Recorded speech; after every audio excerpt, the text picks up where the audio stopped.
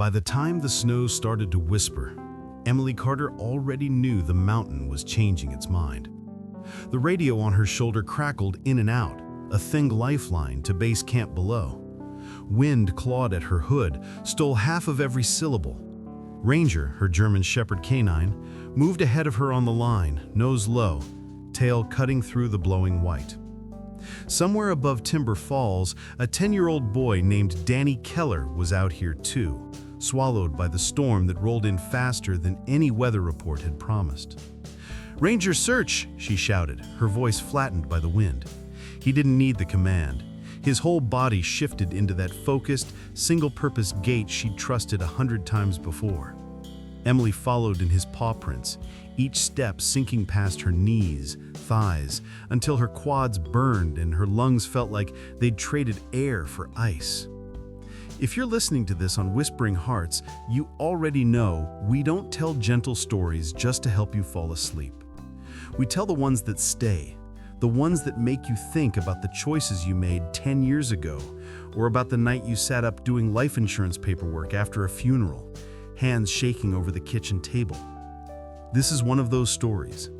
If you want to walk through it with us, make sure you're subscribed so you don't lose your place when it hurts to keep going. "Emily, this is Hayes. Visibility's dropping. We're calling teams back." The radio rasped. She pressed the transmit button with a stiff thumb. "Negative, I've got sign. Small boot print, maybe 90 minutes old. Rangers locked on." There was a pause. She could picture Captain Hayes down at Incident Command, jaw tight, headset crooked, staring at the map dotted with colored pins. "You've got 5 minutes," he said finally. "After that, you turn around. I don't care what the dog says." She didn't answer. Ranger had just snapped his head to the left, body gone taut like a wire. He surged forward, dragging the line, and Emily stumbled after him, heart accelerating to match his urgency. "Easy, boy," she gasped. "We've got you. We've got him." They broke out onto a narrow shelf, a slant of snow clinging to rock, the world dropping away and a white nothing just beyond. Ranger stopped, pawing at a drift, whining high in his throat. Emily saw it then. The faint arc of a blue jacket sleeve, half buried, the small, still hand. "Danny!" she shouted, falling to her knees, clawing at snow with her gloves. The boy's face emerged, lashes clumped with ice. No movement, no breath. Training took over. She cleared his airway, tilted his head, started compressions, counting under her breath. Ranger stood over them both, ears flat against his skull, the low, uneasy sound in his chest louder than the wind. "Come on, kid, come on," she muttered. "You've got school, little league, crappy mortgage rates, and boring financial planning ahead of you. You don't get to tap out at 10. She'd never say that in front of his parents. But up here, with just the wind and the dog and the mountain, gallows humor was all that kept her hands moving. On the 12th compression, the mountain let go. It started as a vibration through her knees, a deep, almost musical groan from somewhere inside the ridge. Ranger's head snapped up. Emily had 1/2 second to understand. The shelf was fracturing. "Ranger, back!" she yelled, grabbing for his harness with one hand, for Danny with the other. The world turned to sound, roaring, grinding, the scream of snow and ice breaking loose. The ground dropped, then surged. A wall of white hit her from behind, slammed her forward. Her grip tore free from the boy's jacket. She caught a last glimpse of Ranger launching toward her, eyes wide, before the avalanche swallowed them all. There was no cinematic tumble, no clear sense of up or down, just weight. Crushing, smothering weight, shoving snow into her mouth, nose, ears. Her training whispered, "Make an air pocket, curl around it, don't fight, conserve." Her body panicked anyway, jerking, twisting, until she forced herself to stop. She became aware of pressure against her chest, not just snow, warmth. Ranger. Somehow, in the chaos, he'd shoved himself between her and the slide, body arched over her, taking the brunt of the weight. I couldn't see him. I could feel him shake, feel the short, desperate breaths against my collarbone. "Good boy," I choked, barely audible under the snow. "We're okay, we're okay." I didn't know how long they stayed that way, Suspended in cold and fear, time turned abstract, like those long nights people talk about on online therapy ads when you lie awake calculating health insurance deductibles and retirement planning, pretending numbers can hold back the things you're really afraid of. Voices came eventually, distant at first, then closer. Shovels bit into the drift above me. Light stabbed through. Hands grabbed at me, hauling me up, coughing, blinking into a sky already clearing. "Got her, she's breathing," someone shouted. I tried to turn, to look for Ranger, for a small blue jacket, but gloved hands held me still while a medic checked my pupils, my spine, my vitals. Over his shoulder, I saw 2 black body bags being zipped shut, one long, one heartbreakingly short. "No!" I croaked, shoving at the hands. "Wait, Ranger! Danny! I can still—" Captain Hayes knelt into view, his weathered face carved deeper by the cold. He put a hand on my shoulder, the same hand that had clapped me on the back after my first successful save. Now it felt like a weight. "We were too late, Em. I'm sorry, we got you. We didn't get them." In the days that followed, there were debriefings, reports, questions about weather models and risk assessment.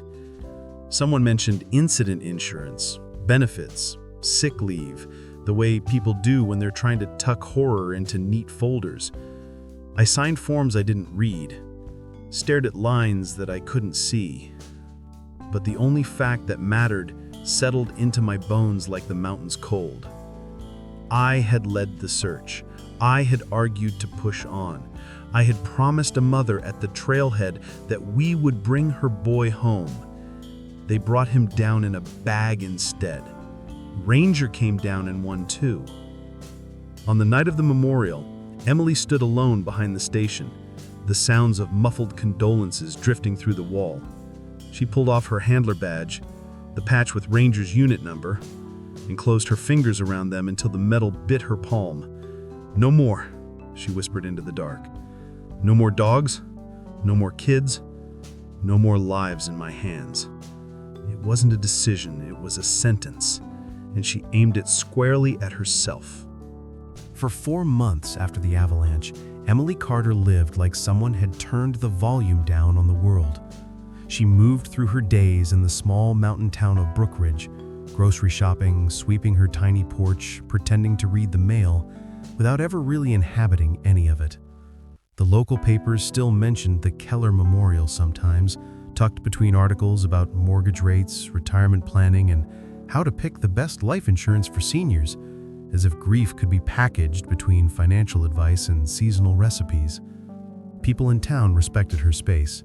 They waved, but from a distance. They dropped off casseroles without knocking. At church, Mrs. Dalton squeezed Emily's hand and whispered, "You're still one of us, dear," in that voice people use when they know a wound is still bleeding underneath the bandage.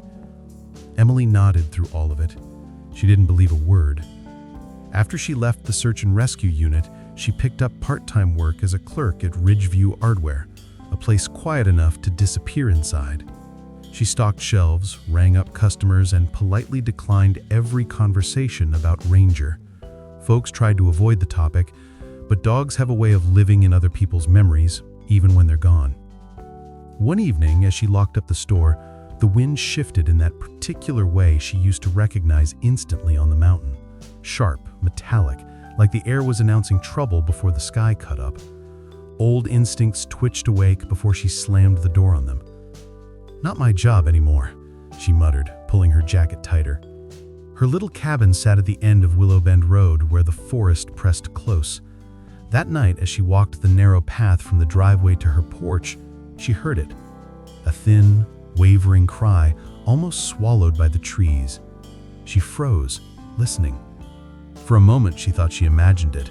She'd heard phantom sounds before, dogs barking, radios crackling, the scrape of snow shifting overhead.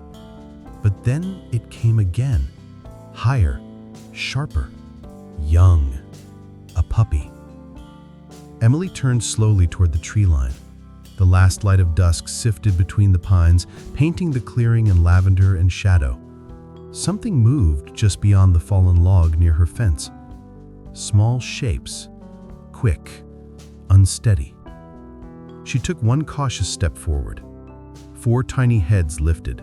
4 sets of eyes glowed in the half-dark. They were huddled together, trembling, little bodies thin under matted fur. They looked no more than a few weeks old.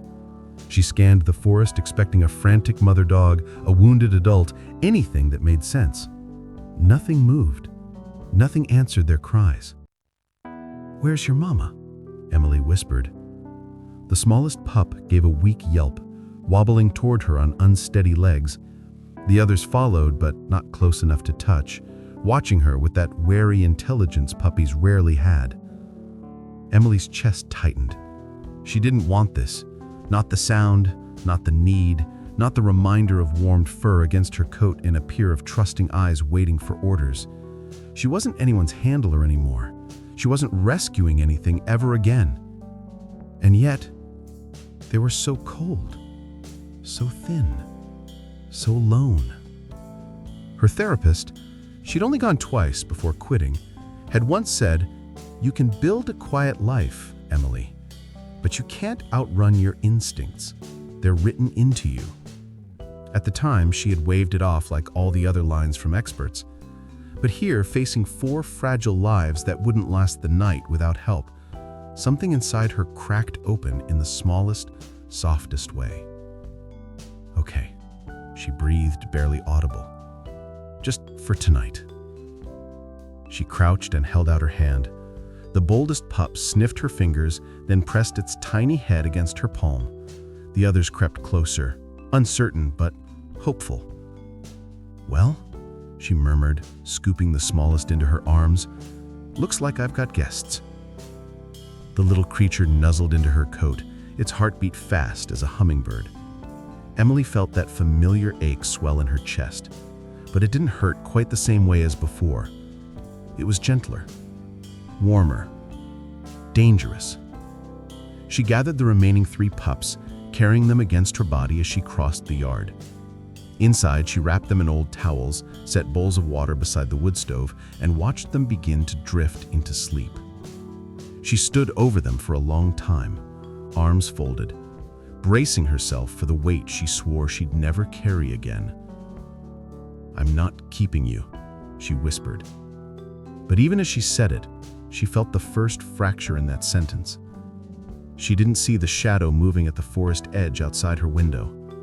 And she didn't know, couldn't yet know, that taking in these 4 tiny creatures would lead her right back into the world she'd sworn she'd left, forever. For the first 2 nights, Emily convinced herself she'd done nothing more than rescue 4 abandoned puppies, something any decent person in Brookridge would have done. She fed them formula she ordered overnight, lined a laundry basket with old flannel shirts, and slept on the couch so she could hear if they cried. It felt temporary, practical, contained. At least that's what she told herself. By the 3rd morning, the illusion began to crumble. The smallest pup, she'd started calling him Birch because she refused to give him a real name, had already figured out how to climb out of the basket. Emily walked into the living room to find him standing proudly on the coffee table, paws spread, tail wagging slow and deliberate. The others watched from below, not whining, not tumbling over one another the way normal pups did, just observing, as if waiting to learn from him. "Okay," she muttered, rubbing her forehead. "That's new." She tried ignoring the odd behavior. Puppies were quirky. Puppies were chaos. Puppies were climbing coffee tables before their legs were even strong enough to support them. She shook off the thought and carried the little troublemaker back to the basket. But the strangeness didn't stop there. When she stepped onto the porch to shake off the morning cold, the pups didn't scatter or bark the way dogs usually did when startled. Instead, they turned as one. Every head, every set of bright eyes locked onto the exact point where she stood. A coordinated movement, smooth and instinctive. Something primal flickered down her spine. "Just littermate bonding," she whispered. "Perfectly normal." She didn't believe it. Not entirely. By afternoon, the situation worsened. Emily set out bowls of softened kibble and warm broth. The pups sniffed it, circled it, then shoved the bowls aside with precision far beyond their tiny size. They wanted meat. Raw meat. The realization chilled her more than the wind slipping through the cabin walls. Emily stared down at the overturned bowls. No. No, absolutely not. You're puppies. Puppies eat mush. That's the rule. As if to answer her, the largest pup, she called him Ridge, let out a low, grumbling sound far too deep for its size. Not a growl, not a whine, something older, wilder. Emily stepped back. Her first instinct was to reach for the phone and call animal control. Her second was to ignore the first and run back to the comfort of a life where she didn't make choices that could break hearts or end lives. Instead, she grabbed her keys and drove to Miller's Market. Inside the small grocery store, she found herself standing in the meat aisle staring blankly at packages of chicken thighs and ground beef. She caught her reflection in the freezer door. Tired eyes, wind-chapped skin, a woman who still looked like a search and rescue handler even though she swore she wasn't anymore. "Emily?" someone said behind her. She stiffened. It was Sheriff Tom Weaver, a man built like an oak tree who'd known her since she was a kid. He gave her a long look, then at the cart with nothing in it but 3 pounds of raw beef. "Expecting company?" he asked gently. She forced a smile. "Just fostering some pups." His brows shot up. "Pups? Out here? I haven't seen a stray in these woods since last summer." Emily swallowed hard. "Must have been dropped off." Weaver studied her the way law enforcement studies people when they're deciding whether to push further. Finally, he nodded. "Well, if you need help, you know I'm just a call away." "That's the problem," she said quietly as he walked off. "I don't call anyone anymore." Back at the cabin, she cut up the meat and set it on a plate. Before she could even lower it to the floor, the pups reacted, fast, silent, coordinated. 4 tiny bodies surrounded the plate with a precision that curled fear into her chest. Their movements weren't clumsy. They weren't playful. They were controlled, efficient, predatory. Emily stepped back a slow step, watching them devour the food with an intensity she'd only ever seen in wild animals. For a moment, the room seemed too small, her heartbeat too loud, her breath too shallow. The wood stove crackled behind her, but the warmth didn't reach her skin. "This isn't normal," she whispered. Birch lifted his head, raw meat still clinging to his muzzle, and looked at her with an expression no puppy should ever wear. Curious, thoughtful, almost assessing. Her pulse kicked. She'd rescued animals her whole life. She'd raised dogs with instincts sharper than knives, but none of them had ever watched her like this. Not even Ranger. These weren't ordinary puppies. She didn't know what they were, but she knew, as a handler, as a ranger, as someone who's seen the mountain reveal its secrets too late, that the first signs of danger always came quietly. And these 4 tiny creatures were already too quiet, too aware, too much like something they shouldn't be. She didn't step closer. She didn't touch them.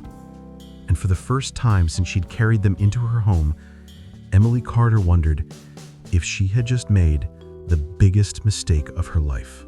For nearly a week, Emily forced herself to believe the pups were just unusual, smart, coordinated, maybe from some odd genetic mix. Anything except the truth crawling at the edges of her instincts.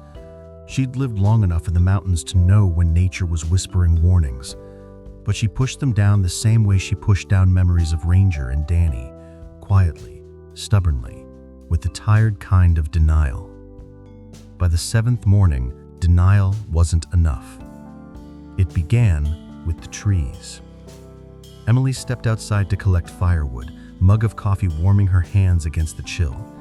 The sky over Brookridge was a pale morning blue, soft and harmless, but the forest around her cabin felt wrong, too still, too intent. Even the wind seemed to be holding its breath. She paused on the porch, staring into the pines. Something moved between the shadows, slow, deliberate, watching. She blinked. The shape was gone. "Just nerves," she muttered. "Just stress." Behind her, 4 small bodies pressed against the door, whimpering, not panicked, but restless, alert. Their ears tuned to something she couldn't hear. Birch paced in tight little arcs. Birch stared through the crack of the doorway like he recognized the things she couldn't see. "Whatever's out there, you're not going near it," Emily said firmly, blocking their path as she stepped back inside. But even as she shut the door, she caught one last flicker of movement in the trees, a flash of silver-gray fur slipping deeper into the woods. Later that afternoon, Emily drove to the town library to pick up books on canine behavior. It was her first attempt at logic since the pups arrived. Dogs were dogs no matter how strange their habits. There had to be an explanation rooted in biology, not fear. She returned home with a stack of thick books, a handful of dog training manuals, and a biography about wolf conservation she grabbed without thinking.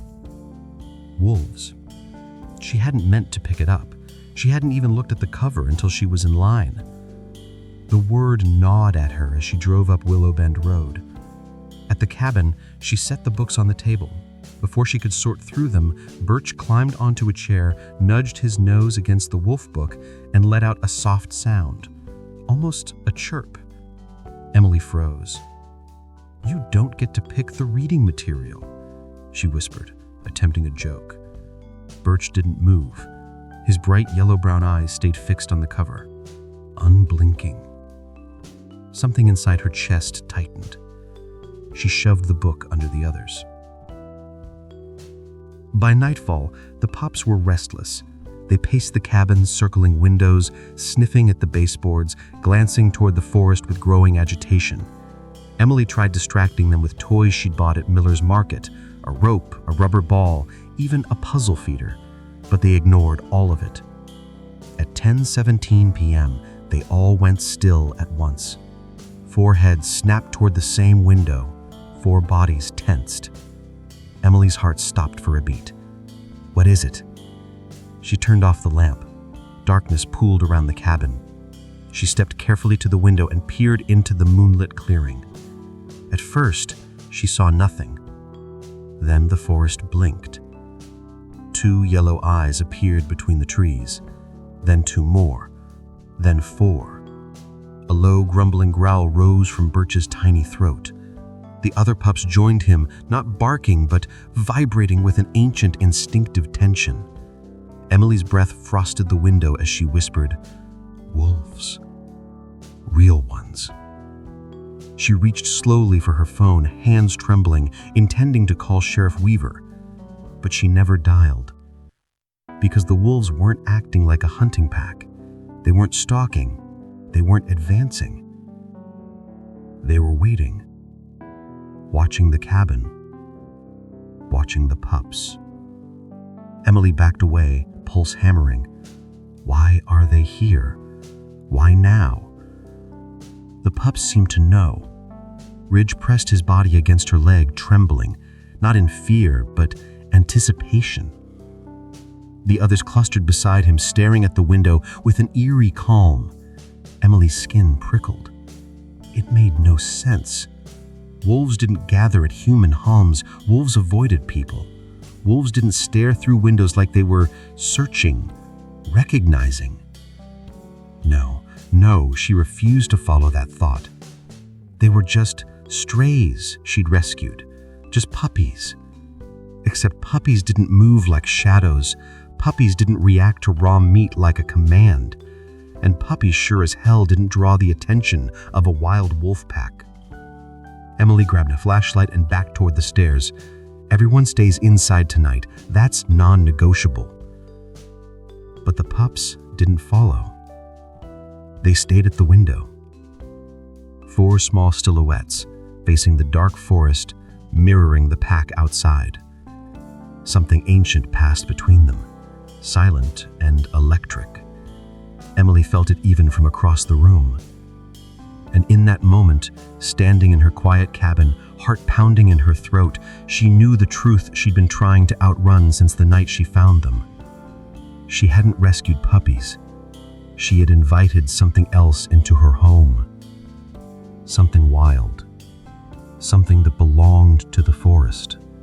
Something the forest had now come back for. The next morning, Emily woke with the uneasy feeling that someone or something had spent the night standing at the edge of her dreams.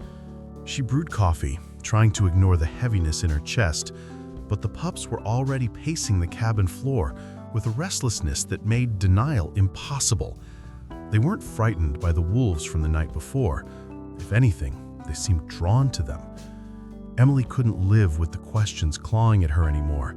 She needed answers grounded in reality, science, biology, anything that wasn't whispered fear in the dark. So she bundled the pups into the backseat of her old Subaru and headed toward Brookridge Animal Clinic.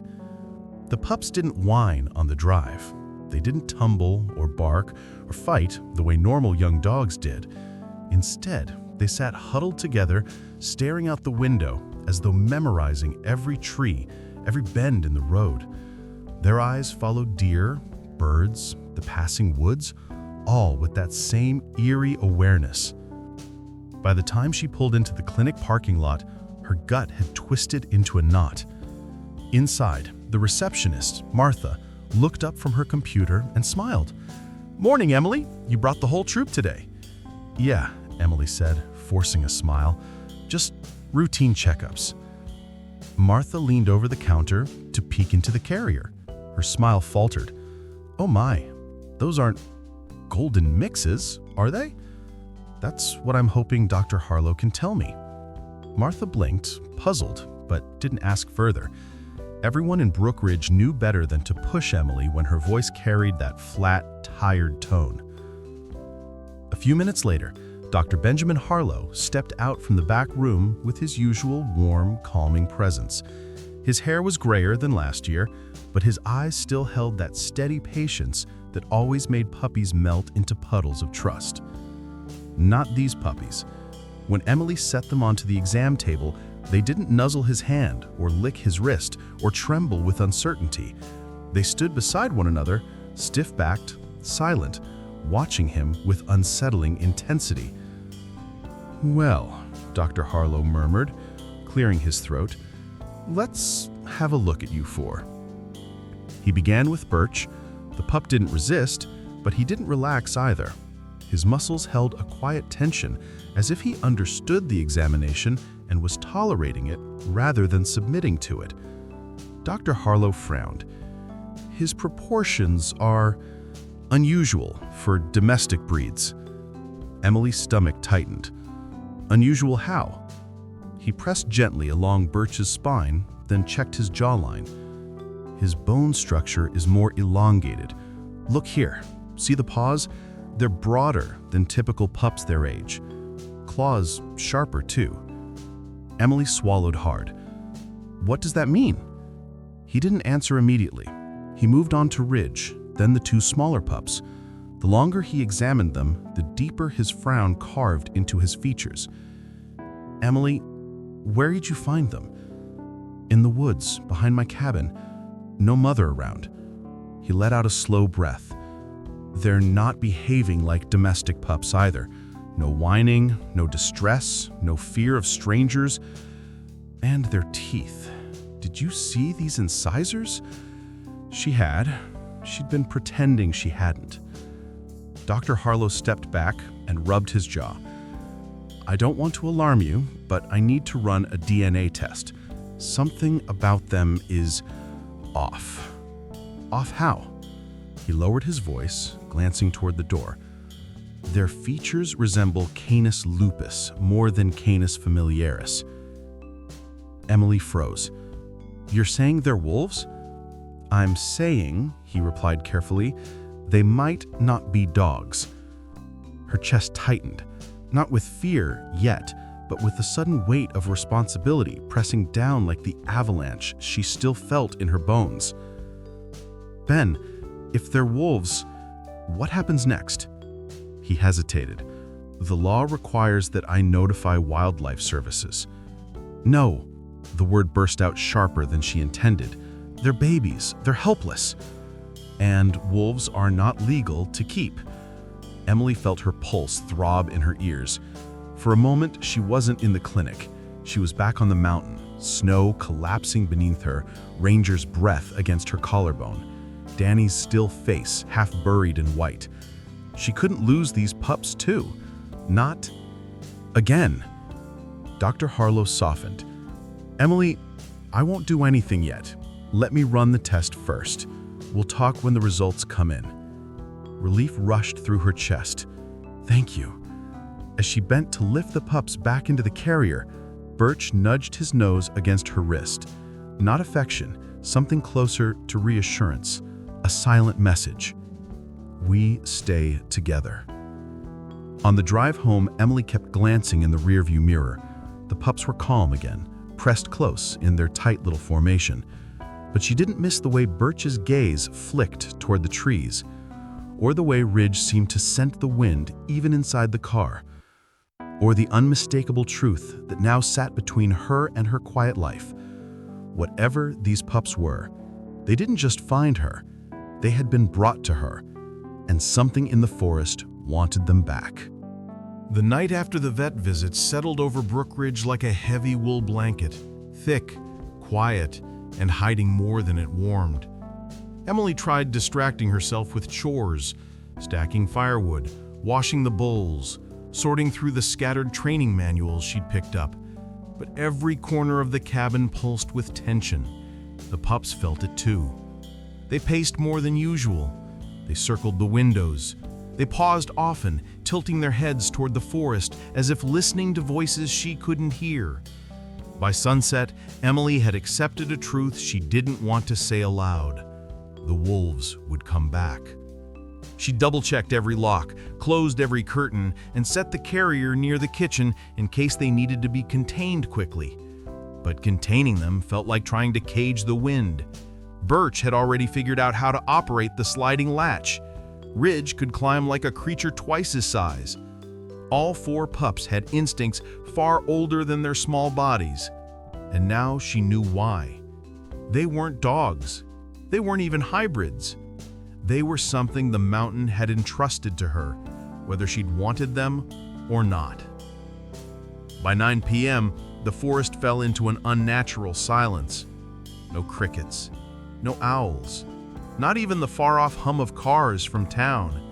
Just a thick, waiting quiet that settled deep into the cabin walls. Emily sat on the edge of the couch, mug cooling in her hands, every muscle tight. The pups sat in front of her, watching the door, not whimpering, not anxious, waiting.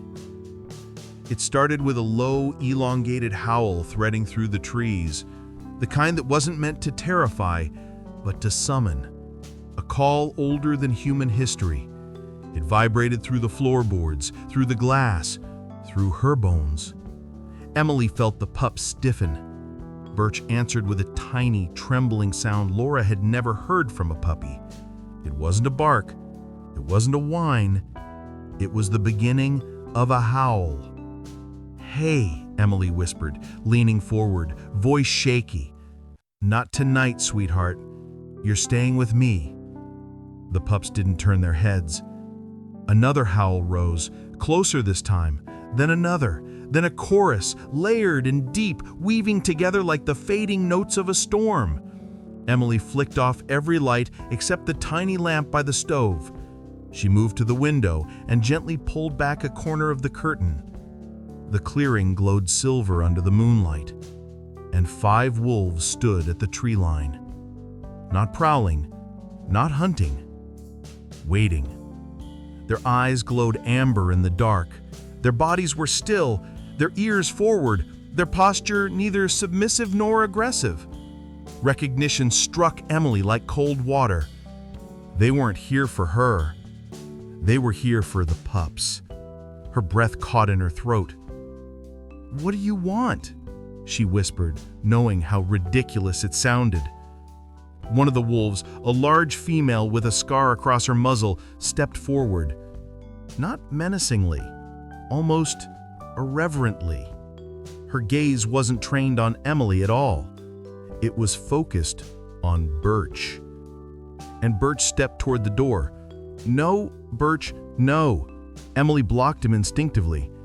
He didn't bare his teeth, he didn't growl, but he stared up at her with the kind of ancient knowing she couldn't explain, like he understood something she didn't, like he remembered something she couldn't. Behind him, the other pups pressed close, trembling not in fear, but in recognition. "You can't go out there," she whispered, heart pounding. "They're wild animals. They'll kill you." But the moment she said it, she knew it wasn't true. The wolves weren't here to kill. They were here to reclaim. A heavy thump hit the porch outside, then another. Snow dust drifted from the window trim. Something brushed against the siding. The wolves had moved closer. Emily scrambled backward and grabbed the fireplace poker, gripping it with both hands even though she knew she'd never use it. Her throat tightened until she could barely breathe. "Please," she whispered, "please don't break the door." Birch let out another small, trembling howl. This time, the scar-muzzled wolf answered with a sound that hit Emily like a blow. Not threatening, not violent, yearning, calling, claiming. Emily's grip slipped on the poker. "No," she whispered, voice cracking. "No, no, no, don't do this. I am not losing any more lives." Birch pressed his tiny paw against her ankle. The gesture was so small, so gentle, but it shattered her. He wasn't asking permission. He was comforting her. The wolves outside shifted as one, and Emily felt, down to her marrow, that something irreversible was about to happen. She stumbled forward, locked the door, and dragged the carrier in front of it. Her breath came in sharp, panicked bursts. "You're staying with me," she said, voice rising. "I saved you. I'm keeping you safe." But the truth echoed back at her in the wolves' quiet stillness. She hadn't saved them. They weren't hers to keep. A heavy thump struck the porch again, closer this time, followed by the unmistakable noise of claws on wood. The wolves were at her door, and Emily Carter, once the best search and rescue handler in the state, realized she had no idea whether she was protecting the pups or holding them prisoner. The pounding on the porch stopped as suddenly as it had started. The night dropped back into a tense stillness, broken only by the pups' soft whimpers and the distant rustle of branches outside. Emily stood frozen in the center of the cabin, fingers still trembling around the fireplace poker. Her breath came in short, uneven pulls, like her lungs had forgotten how to work. Then, headlights. Bright beams cut across the front windows, splashing long shadows across the floor. Tires crunched over gravel. A car door slammed. Not the wolves. Not this time. Emily's shoulders sagged with relief, but only for a heartbeat, because if it wasn't the wolves, there was only one group it could be. A deep voice called out, firm and official. "Miss Carter, this is U.S. Wildlife Monitoring. We need to speak with you." Emily closed her eyes. Of all the nights for them to show up, of course it would be this one. The pups scurried behind her, pressing themselves against her calves. Even now, even sensing danger, they looked to her for protection. She wasn't sure if that gave her strength or broke her heart. She opened the door halfway. Two uniformed officers stood on the porch, jackets thick against the cold, badges reflecting in the porch light. The older one, Officer Grant, had gray hair at his temples and a face shaped by years outdoors. The younger one, Officer Piper, carried a tranquilizer case and a tablet. Grant offered a polite nod. "Sorry for the late hour, ma'am. We received a report earlier today. Some locals said they spotted wolf tracks near your property. Given your history with canines, we thought you might have seen something we should know about. Emily forced a calm she didn't feel. Tracks are common here, she said. This whole ridge is wolf territory. Grant studied her closely. Ma'am, are you doing all right? You look shaken. Before she could answer, Birch let out the smallest sound behind her, a soft, breathy whine. Grant's eyes snapped downward. Is that a puppy? Emily's heart nearly stopped. She pushed the door open wider, stepping forward to block their view. Just rescues. Found them abandoned weeks ago. Piper stepped closer, peering past her shoulder. They sound unusual. Unusual. Wild. Wrong.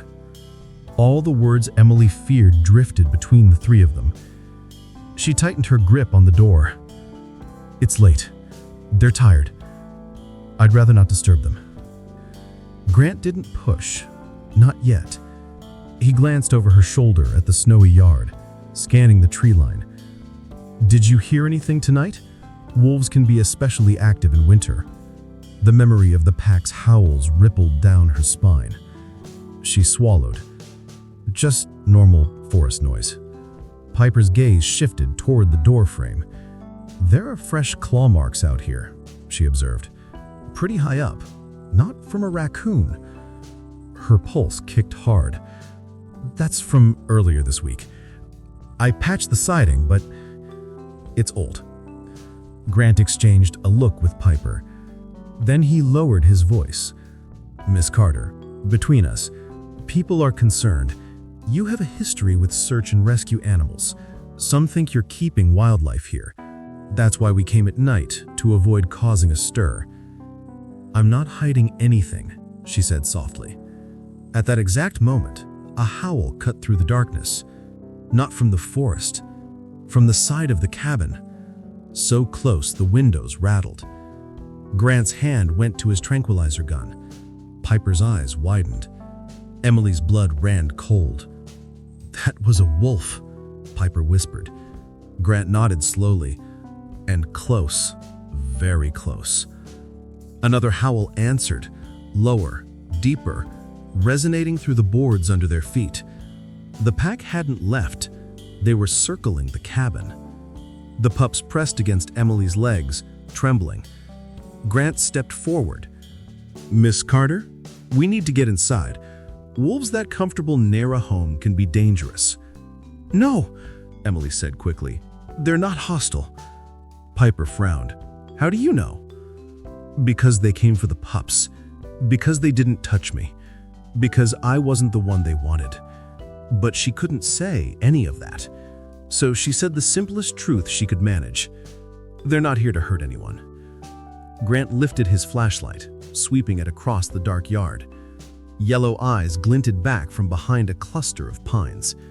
Piper inhaled sharply. There, by the shed. Emily stepped onto the porch before she could think. Don't move any closer. They're watching you.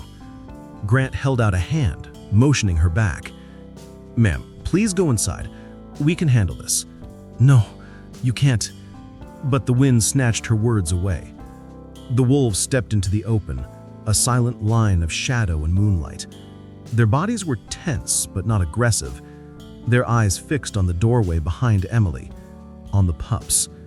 Piper's posture stiffened. Grant, they're not acting like wild wolves. They're too focused. Grant's jaw tightened. Miss Carter, why are they looking at your house like that? Her throat constricted. Worry, guilt, and raw fear tangled inside her. I don't know, she lied. Piper's voice dropped to a whisper. Ma'am, are you sure those aren't their pups? The question hit Emily like a stone. Hard, direct, impossible to dodge. Her grip tightened on the porch railing. She opened her mouth to deny it, but couldn't. Inside, Birch let out another tiny howl, and the wolves outside answered with a low rumbling chorus that vibrated through the air like a heartbeat. Grant's eyes widened. Oh my God, they are parents. Emily felt the world tilt. Grant slowly lowered his tranquilizer gun. "Miss Carter, we need to talk. Now." The wolves didn't move. The officers didn't move. Only Emily stood between them, between the truth she'd been running from and the consequences that were about to crash over all of them. The night pressed in around the porch like a living thing. Snow flurries drifted across the yard, catching the beam of Officer Grant's flashlight as the four wolves stood silent and statuesque, waiting, watching. Emily felt the pups behind her, trembling against her calves, their tiny bodies warm and terrified. Grant lowered his voice, as if afraid the wolves might understand English. "Miss Carter, we need to know exactly what's going on here." Emily swallowed hard. Her mouth had gone dry. She looked at the wolves, the parents, she now realized, standing just beyond the porch light. Their breathing misted in the air, steady and synchronized. Their eyes locked on her door. Not threatening, just intent. Piper took a small step backward, clutching her tranquilizer case.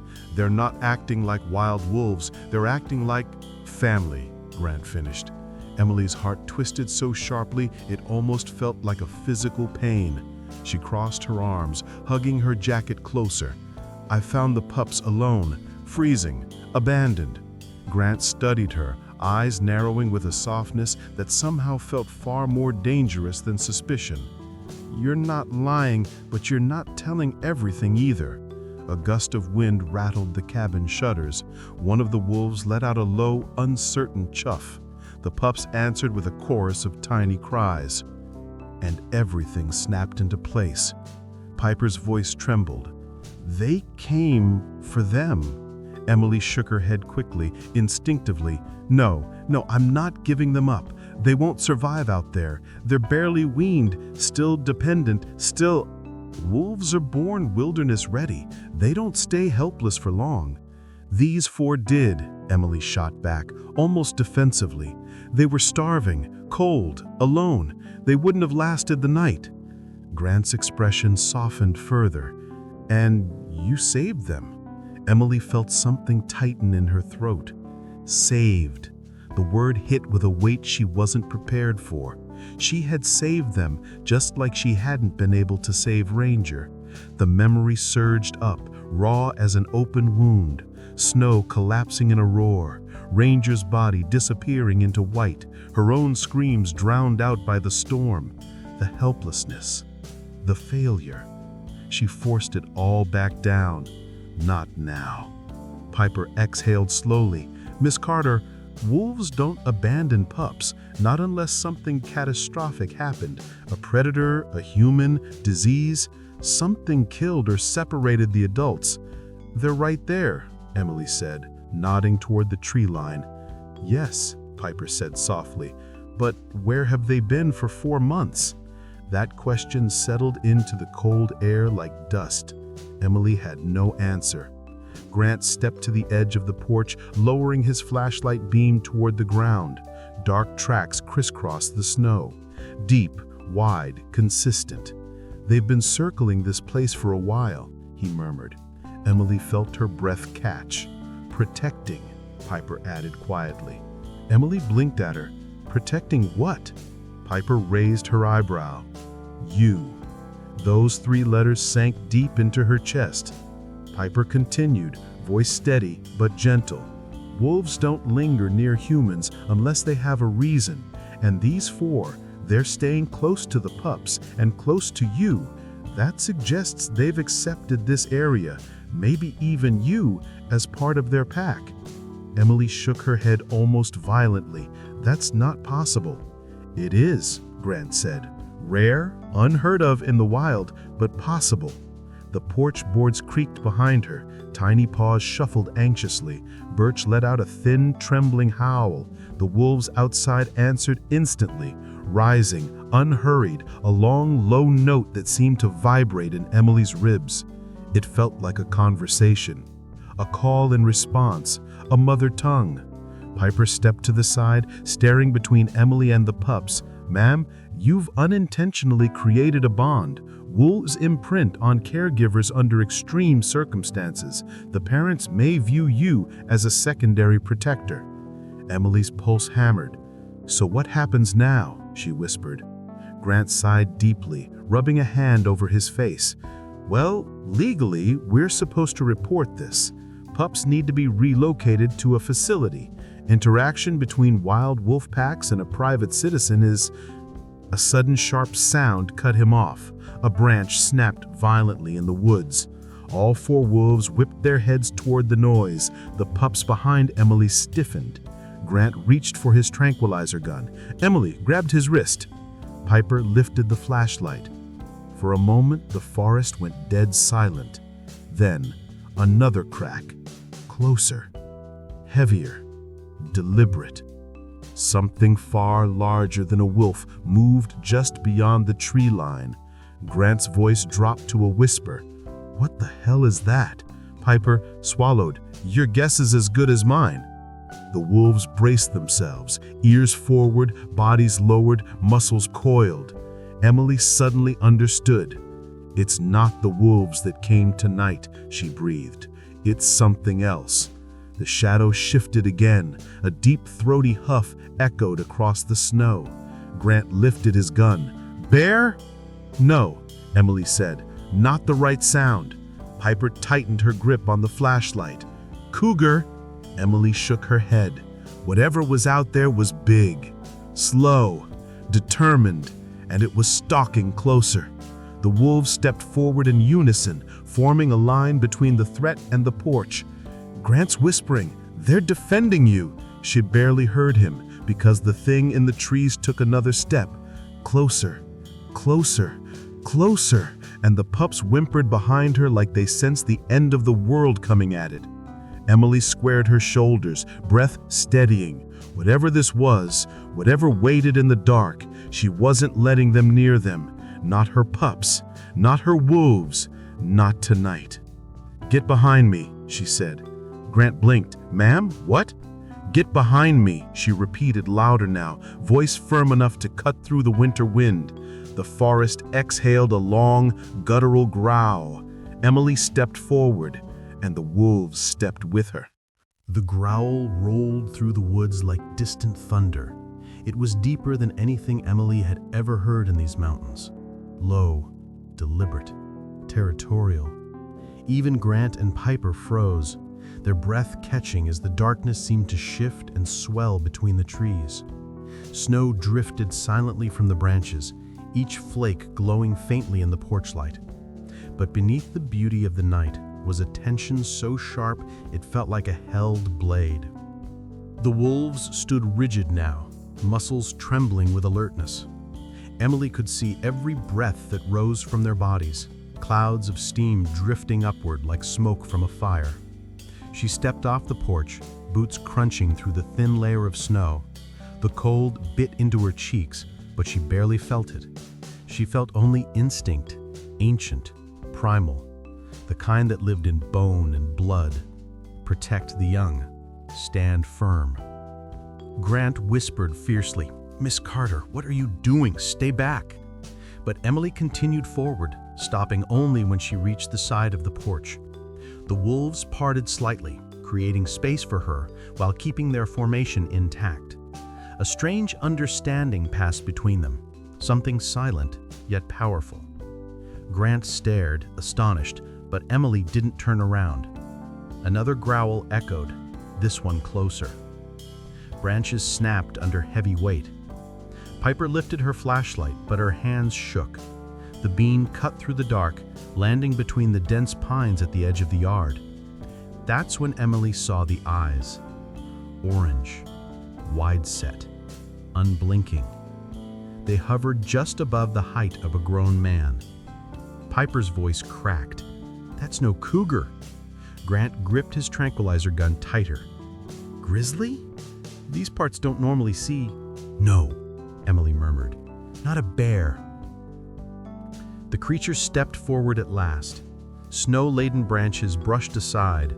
Its body emerged slowly, shape first, then movement. Powerful, deliberate, confident. It was a massive elk, far larger than any Emily had ever seen, with antlers like a twisted crown. But this wasn't a typical winter grazing elk. Its ribs showed through its coat, its eyes burned with agitation, and its breath came out in frantic huffs. "It's scared," Emily whispered. Grant frowned. "Scared? That thing could kill us in seconds." But Emily wasn't guessing. She knew the look. All creatures, rescues or wild, held a certain panic when cornered. A flash in the eyes, a frantic stance, an unwillingness to retreat. The elk was desperate, hungry, confused, and dangerous. The wolves raised their hackles, heads low, tails stiff. They weren't preparing to flee. They were preparing to hold the line.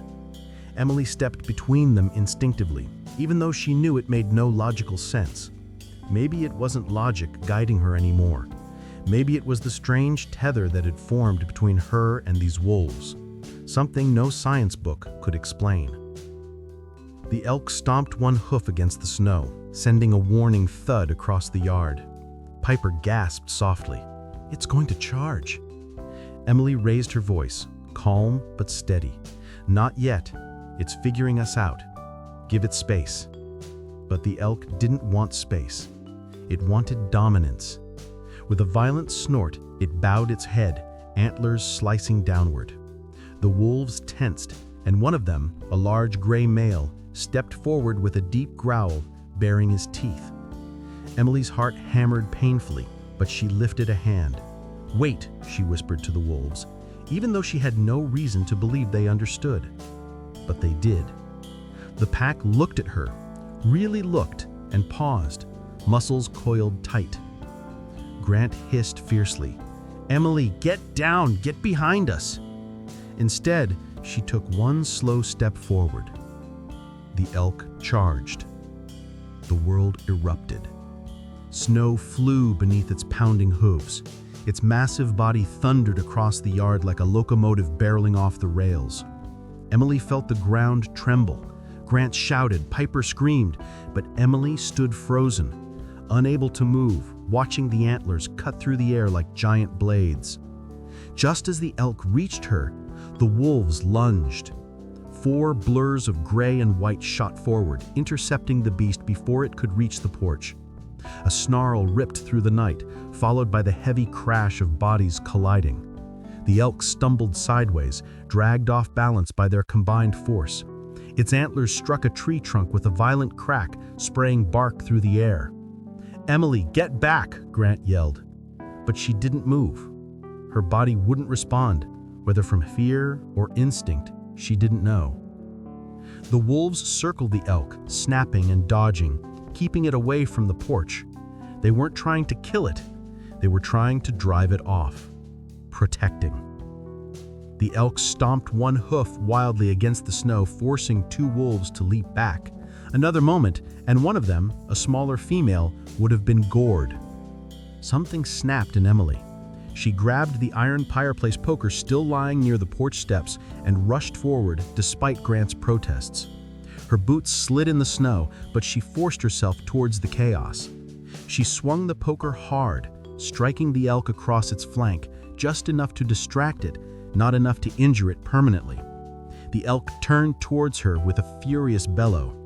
Emily braced for the worst, but the wolves surged again, driving the creature away from her.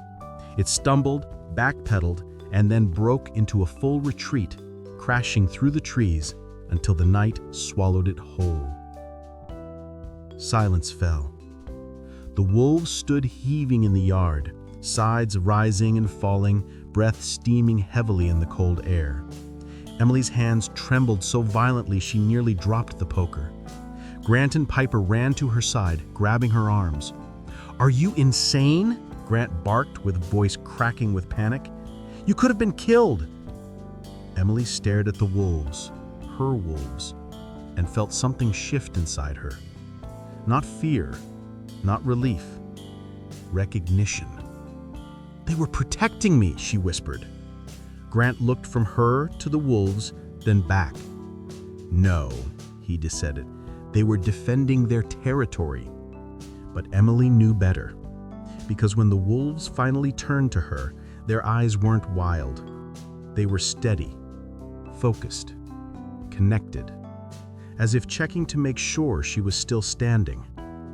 Grant muttered softly, unable to hide the disbelief in his voice. Or maybe they were protecting their pack. Emily didn't answer.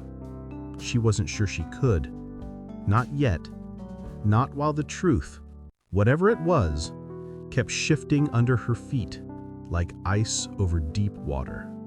The yard slowly settled into silence again, though Emily could still feel the tremors left behind by the elk's charge. The wolves stood scattered across the churned-up snow, their breaths spilling out in heavy bursts. The night felt colder now, as if the confrontation had pushed winter itself deeper into the bones of the land. Emily's heart was still racing, but a strange steadiness clung to her, part shock, part instinct, part something she couldn't yet name. Grant ran a hand down his face, disbelief etched across every line. Emily, what you just did, what they just did, isn't normal. Wolves don't defend humans. They don't form lines around them. That was coordinated. Emily didn't argue. She couldn't. The wolves had behaved with the precision of a trained unit, not a wild pack, and they'd done it for her. Piper knelt down in the snow, glancing between Emily and the wolves like she couldn't decide which sight amazed her more. "They listened to you," she murmured. "You stepped forward, and they followed." Emily wiped a shaking hand over her mouth. "I didn't think, I just moved." Grant shook his head. "No, you gave a command without even realizing it." Piper added softly, "And they obeyed." Emily looked at the wolves again. Their postures had relaxed now. The large gray male took a step toward her, head lowered slightly, not in aggression, not in fear, in acknowledgement. Then he stopped several feet away, waiting. Emily felt a pull in her chest, like something deep and old had stretched awake inside her. Piper whispered, "He's asking if you're hurt." Emily blinked. "How could you possibly know that?" "Because," she said, "because he's watching your stance, your breathing, your hands. Wolves read body language better than words." Emily stared at the male wolf, who stared right back, unblinking. She raised her hand, slowly, hesitantly, and the wolf's ears twitched. He didn't come closer, but he didn't retreat either. Grant exhaled hard. "This is beyond anything I've seen in 20 years of fieldwork. Emily, you crossed a line tonight." Emily frowned. "What line?" "The line," he said quietly, "between coexisting with wildlife and becoming part of their social structure." Emily opened her mouth, but before she could speak, the cabin door creaked behind her. The pups, now restless and frightened, padded outside, their tiny shapes barely visible against the snow. They whimpered, calling softly toward the wolves. The wolves instantly responded, tails lifting, their energy shifting from defensive to tender. Grant stepped back. "Oh, no. This is exactly what I feared." Emily moved toward the pups instinctively, scooping Birch into her arms. His body shook against her chest. "They're scared," she whispered. Grant pinched the bridge of his nose. "You shouldn't have brought them out." "I didn't," Emily said sharply. "They pushed the door open." Piper looked at the pups, then at the wolves. "Grant, this changes everything. If the pups recognize the pack, and the pack recognizes her—" "It doesn't change the law," Grant snapped. "They're still wild animals, and keeping them is illegal. She could face federal charges." Emily stiffened, her grip tightening around Birch. "Charges? For saving orphaned pups? For preventing them from freezing to death?" Grant held her gaze, sympathy battling protocol. "That's not the point. Wolf packs don't just walk away from their pups.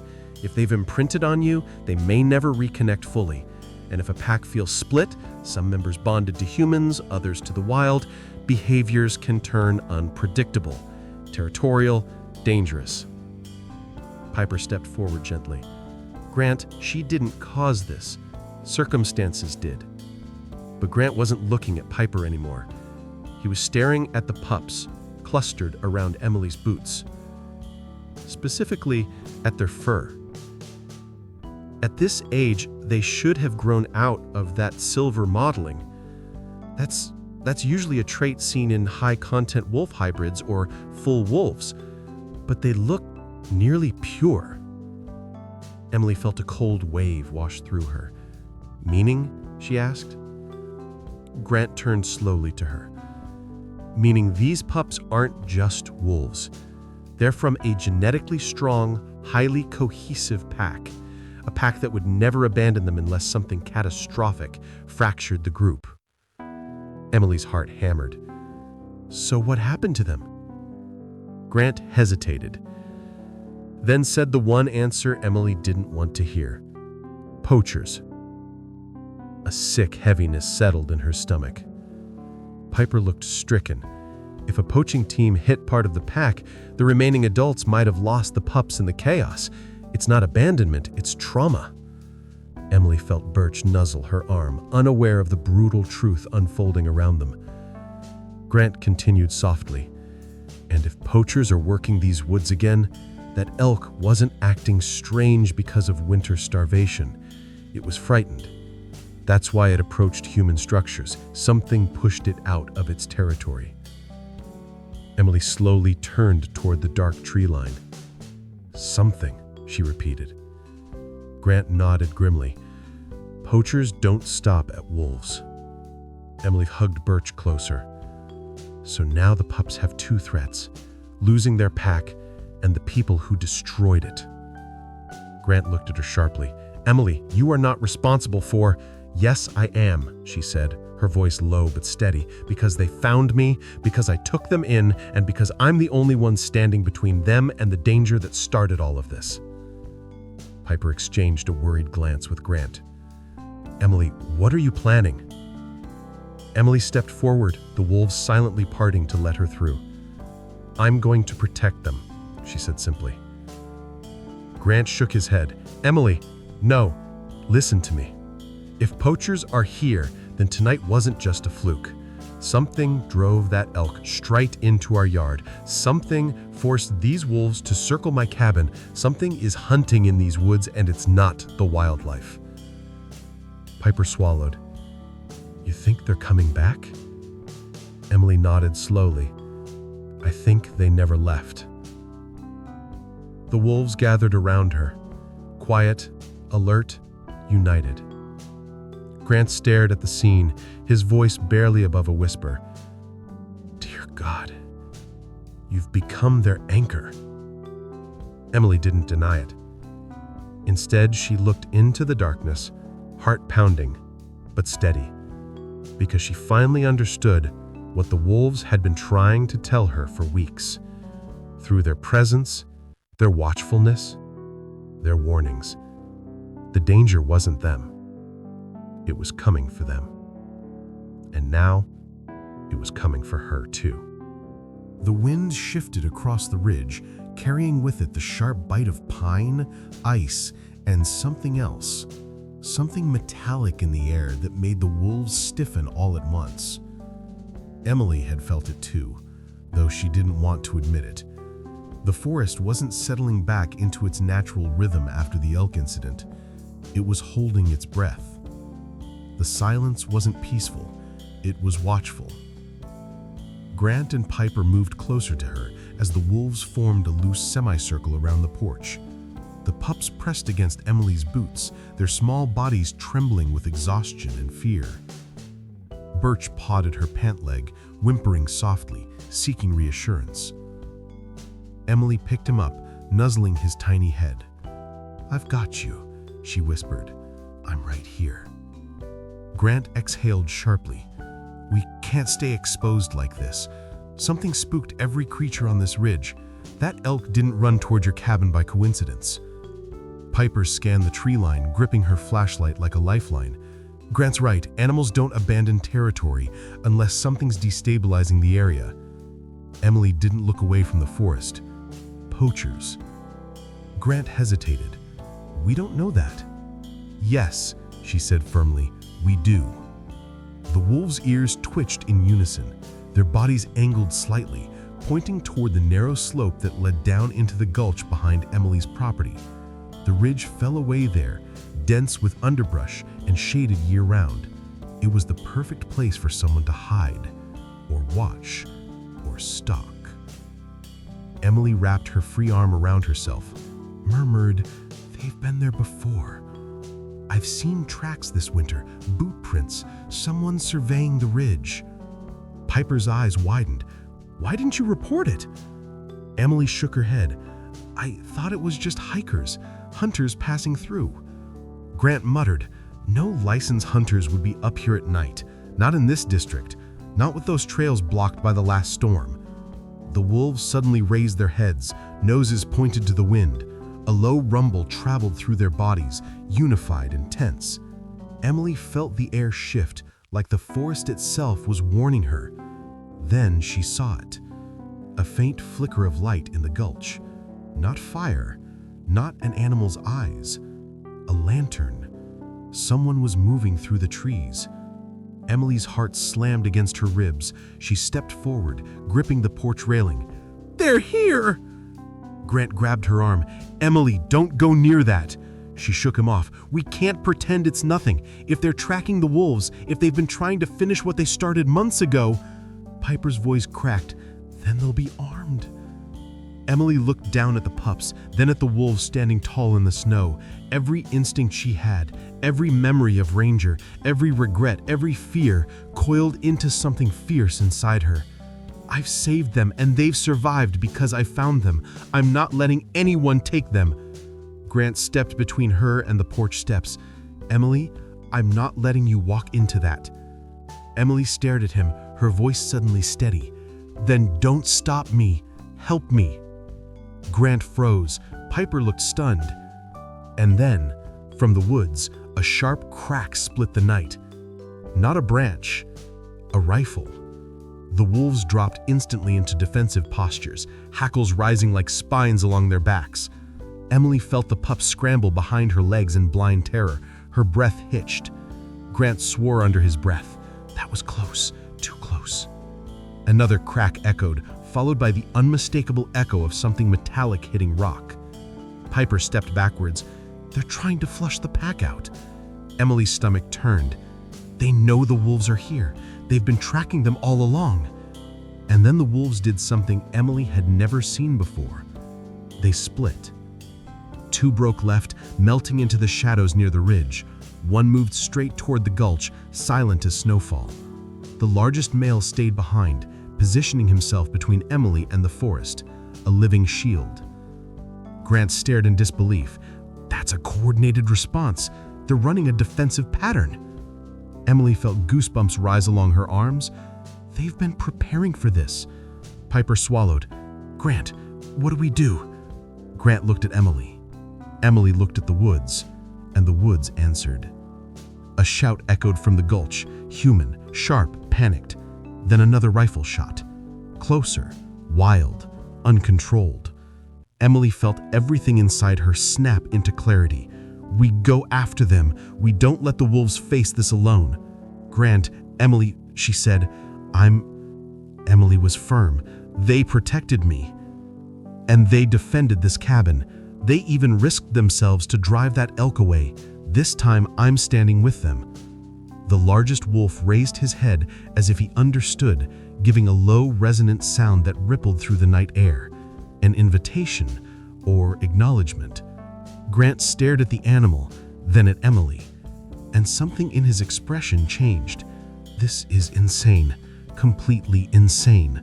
Emily nearly turned away until Grant reached for his radio and clipped it to his chest. "But if we're doing this, we're doing it smart." Piper stepped beside him, checking her tranquilizer rifle and tightening her gloves. "Then let's move, before they get close to the den area." Emily's heart pounded, but she felt a surge of determination. She set Birch gently into Piper's arms. "Stay with her," she whispered to the pup. "I'll come back." Birch whimpered softly, nuzzling against her wrist. Emily turned toward the woods. The wolves were already waiting. A silent pack, a fractured family, a bond forged in survival and something deeper. She stepped off the porch into the snow, and the night swallowed her whole. The moment Emily stepped off the porch, the world transformed. The cold felt sharper, the dark thicker, the forest more alive than it had minutes earlier. Snow crunched beneath her boots in a slow, deliberate rhythm, and each breath felt like it carried weight, fear, determination, and something more primal simmering beneath her ribs. Ahead of her, the wolves moved like ghosts, slipping between shadows, their bodies weaving silently across the slope leading down into the gulch. Grant and Piper followed close behind, their steps careful, their breaths tight. Grant kept scanning the trees with the discipline of someone who'd spent years tracking dangerous wildlife. Piper held Birch against her chest, the little pup's trembling body tucked safely under her jacket. His tiny whimpers drifted through the air like broken notes of fear. Emily paused, glancing back at them. "Piper, stay behind us. Keep him quiet. If the shots start again—" "I know," Piper said. Her voice trembled, but her eyes held steady. "I will protect him." Grant pointed toward the narrow game trail twisting down the ridge. They went this way. You can see where they pushed through the snow. But Emily didn't need footprints. She felt it. The wolves had carved out a path she somehow recognized, not by sight, but by instinct. The air carried their direction, their urgency, their fear. Grant noticed the way she kept moving with certainty. "Emily, how are you tracking them without looking at the ground?" She hesitated. I don't know. It's like I can sense where they went." Grant exhaled. "That's not normal." "Nothing about tonight is normal," she whispered. The forest grew darker as they approached the tree line. Branches arched overhead, their needles catching fragments of moonlight. The wolves' shapes appeared and vanished like pieces of living mist. Emily quickened her pace, her heartbeat syncing with the rhythm of the forest, fast, tense, alive. Halfway down the slope, a wolf suddenly appeared beside her. The large male. He wasn't growling or warning her. He simply walked at her side, matching her stride as if guiding her. His presence felt strangely reassuring. Emily reached down instinctively, her fingers brushing lightly against his shoulder. He didn't flinch. Instead, he pressed closer. Grant muttered behind them, "I'm gonna need a week to wrap my head around that." They continued deeper into the gulch. The trees grew denser and the ground sloped sharply downward until they reached a narrow ravine carved by decades of runoff. The air grew colder still, almost metallic, and the smell of pine gave way to something earthier, damp soil, decaying leaves, and a faint hint of gun oil. Emily froze. "Do you smell that?" she whispered. Grant lifted his head. "Yes, someone was here recently." Then they heard it. A human scream. Not loud, not defiant, agonized. Grant raised his hand, signaling them to stop. Piper clutched Birch tighter, her breath catching. Emily felt the wolves freeze beside her, their bodies instantly shifting from alert to predatory. Their ears perked, their noses lifted, their frames angled toward the far corner of the ravine. Another noise followed the scream, a desperate voice, broken by pain. "Help! Somebody! Ah!" Grant's eyes widened. "That's a man!" Emily's heartbeat pounded. "A poacher?" He didn't answer, because now they all heard the next sound clearly. Snarling. Not wolves, not dogs. Something else. Piper whispered, horrified. "That's a mountain lion." Emily's breath caught. "But the wolves would have chased it away." "Not if it was starving," Grant said, "or cornered." The wolves suddenly sprinted ahead, their paws kicking snow into the air. Emily ran after them without thinking, sliding down the last part of the ravine. Grant swore and followed close behind, Piper struggling to keep Birch calm. They burst into a clearing and saw him. A man, dressed in camo, a hunting pack slung over one shoulder.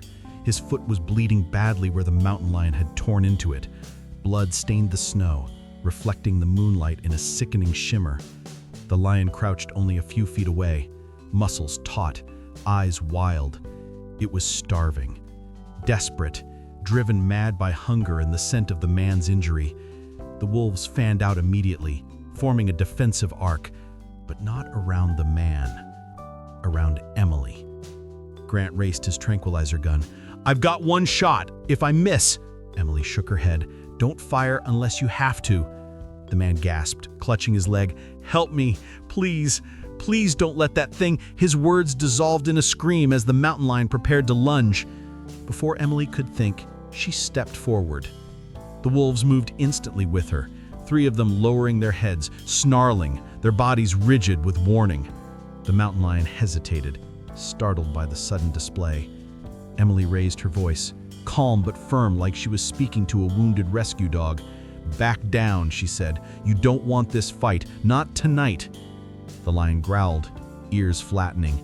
Grant whispered behind her, "Emily, stop. Stop, you're too close." But Emily kept going, slow, steady, fearless. The wolves flanked her like sentinels. The lion shifted its weight, unsure, torn between instinct and threat. It looked at the wolves, then at Emily, then at the man bleeding in the snow, and it lunged, but not at Emily, at the man. Before Grant could fire, before Emily could move, the wolves launched forward as one. A blur of muscle, teeth, and snarls exploded across the clearing. They intercepted the lion mid-leap, knocking it sideways. Snow flew in a violent spray as predator collided with predator. The wolves snapped and darted, herding the lion away from the injured man. "Grant!" Emily yelled. He fired. The tranquilizer dart hit the lion clean in the shoulder. It staggered, snarled one last time, then wobbled backward, collapsing into the snow. Silence fell. Heavy, cold, shaken. The man slumped forward with a sob. "Oh God! Oh, thank God!" Emily didn't look at him. She looked at the wolves. They weren't celebrating. They weren't proud. They were watching her, waiting for her reaction. Emily's chest tightened. "You're not protecting territory. You're protecting me." Piper reached her at last, breathless. "Grant, his leg is torn up. He needs a tourniquet." Grant knelt beside the man, his voice steady but grim. "Sir, who are you? Why are you out here?" The man swallowed, eyes wide with terror. Not from the mountain lion, not from Grant, but from the wolves. And Emily saw it, the flicker of recognition. He knew them. He knew exactly what they were. He knew the pups. The truth hit her like cold steel. He wasn't lost. He was hunting them. Emily stepped forward, voice low, trembling with controlled fury. "Why were you tracking these wolves?" Ryder froze. I wasn't," but before he could finish, the large male wolf growled, a deep, resonant sound that vibrated through the clearing. Ryder flinched. Emily's voice sharpened. "You were part of the poaching team." Ryder's jaw tightened. Grant stood slowly, eyes narrowing. "Emily, how do you know that?" "Because he's the only thing tonight more afraid of them than hungry wildlife." Her voice hardened. "Because he came back to finish what his group started." Ryder's silence answered for him. Emily knelt beside him, her face inches from his. "You hurt their family, and now you're here, near my cabin, near the pups." Ryder's eyes widened with fear. I mean, they're worth a lot of money. Wolves like that, pure, strong, people pay." Emily stood abruptly, and the wolves stepped closer, as if responding to her boiling rage. Grant grabbed her arm gently. "Emily, don't!" She looked at him with fire in her eyes. "I'm not hurting him. I'm making sure he never hurts them again." The wolves stood behind her, silent, united, waiting. Emily stared down into the ravine at the man who had ripped apart a pack, who had left pups orphaned in the snow. "You're coming with us," she said quietly. "Alive, but you're going to tell us everything." Ryder swallowed hard. Emily turned away, the wolves falling in line beside her. Tonight had changed everything. Not because of the danger, but because the wolves hadn't just defended themselves. They had defended her. The climb back up the ridge felt longer than it ever had. Snow dragged at their boots, the wind snapped through the branches, and every breath rose into the night like smoke from an old chimney. Ryder stumbled between Grant and Emily, his injured leg wrapped in Piper's makeshift bandage. Each time he faltered, the wolves growled, not as a threat, but as a warning. Stay moving, stay alive, stay where we can see you. Emily walked at the front, the large male wolf pacing quietly at her side. She didn't touch him, didn't speak, didn't look directly at him, but his presence was a steady pulse she felt with every step. Grant broke the silence first. "Emily," he said softly, "when we get back to the cabin, we need to call this in. Poaching on protected lands is a felony. He needs to be processed, and the wolves are not going anywhere," Emily cut in. Grant hesitated. "You know I can't promise that." Emily didn't answer. She kept walking. Piper shifted Birch in her arms, whispering comfort to the trembling pup. "Grant, tonight isn't one of our textbook field cases. Nothing about this situation fits protocol." "It doesn't matter," Grant insisted. "Protocol exists for a reason." "Maybe," Emily muttered, "but none of those reasons lived through what these wolves did." They reached the midpoint of the ridge, a narrow platform overlooking the gulch. The wind carried the echo of the earlier chaos, broken branches, churned snow, the fading scent of fear. Ryder looked down toward the ravine, his face drained of color. "I didn't mean to hurt anyone. We were hired, that's all." Grant froze. Hired? By who? Ryder swallowed hard. "Private collectors. They pay good money for rare bloodlines. Wolves with strong genetics, unmixed, healthy, pack-oriented. They sell them overseas." Emily felt sick. "You treat living creatures like exotic toys?" Ryder shook his head rapidly. "Not just me, a whole team. We never planned to wipe out the pack." Emily's jaw tightened. "But you did." Ryder looked away. "We didn't know the alpha male would charge. We fired warning shots. He panicked. Everything went wrong." Emily felt the world tilt. The memory of Ranger crashed into her, her search and rescue partner, lost to snow and chaos. The guilt that had gnawed at her for years surfaced like a wound reopening. "You shot at a father protecting his family, and you call that an accident?" Ryder didn't answer. Grant stepped forward, voice low and dangerous. "You're going to give us every name involved, every location, every route you used to move through these woods." Ryder nodded quickly. I will, I swear." But Emily wasn't convinced. She watched him carefully, studying the way his eyes darted to the trees, then to the wolves, then to her. He wasn't just afraid of being caught. He was afraid of them, of the pack. "You know them," Emily said quietly. "Not just as targets. You've seen them before." Ryder hesitated. Then he broke. "4 months ago, after the chaos, after the shots, we saw the surviving adults circling your ridge." Emily's heart dropped. "You tracked them," she whispered. Ryder nodded. "They kept coming back, over and over. We thought maybe the pups had survived somehow. Maybe someone found them." "And you waited," Emily said, her voice trembling with disgust. "You watched, wanted the pups to grow so they'd be valuable again." Ryder didn't deny it. Grant's voice hardened. "So tonight wasn't coincidence. You were checking if she still had them." "I wasn't going to take them, not alone. The team was supposed to regroup next week. I needed to see if—" Emily stepped closer, her voice cold as the snow beneath them. "You came to confirm your payday." Ryder's breath hitched. "Look, I'm sorry, I swear. I didn't expect the lion. I wasn't armed enough. I almost died." Emily stared at him. "Maybe that's what it takes, to understand what you did to this pack." The wolves moved with eerie silence. They didn't touch Ryder, they didn't growl, but they formed a gentle arc around Emily, their bodies brushing hers as if grounding her. Ryder stared at them with a strange, haunted expression. "They're not like normal wolves," he whispered. "They're too coordinated, too focused, too aware." Emily didn't deny it, because she felt it too. The pack wasn't acting like the wolves she had studied for years.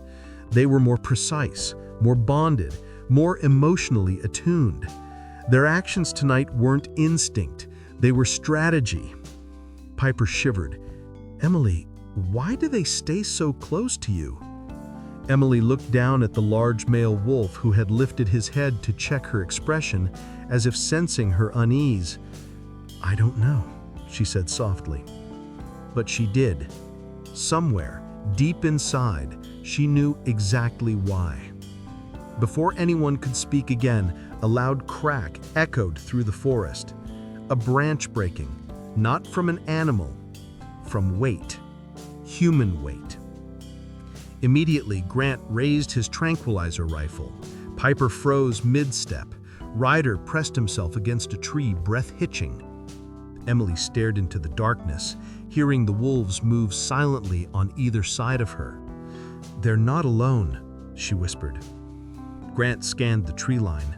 "Ryder, did your team come back tonight?" Ryder's silence was answer enough. Emily stepped closer, her voice cutting through the cold.